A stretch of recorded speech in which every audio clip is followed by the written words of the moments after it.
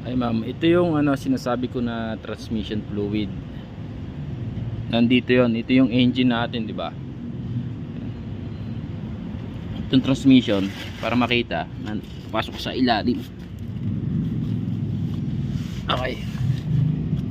Yan. So ito na yung transmission natin, ma'am. Ito. Nakababa din sa tubig to, ma'am. Ito. Ito na to. Kasi yung nandun, engine na yan. Yung differential naman, ma'am, dalawa yung differential nito kasi 4-wheel drive to. Meron tayo dito. Yan, meron tayo dito. Ayan, meron tayo dito.